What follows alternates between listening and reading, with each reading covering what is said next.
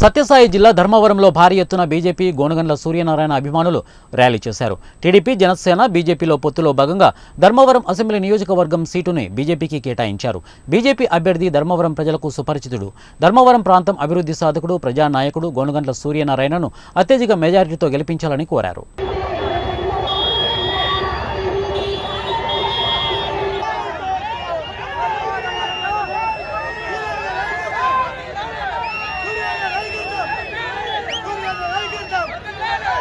Right,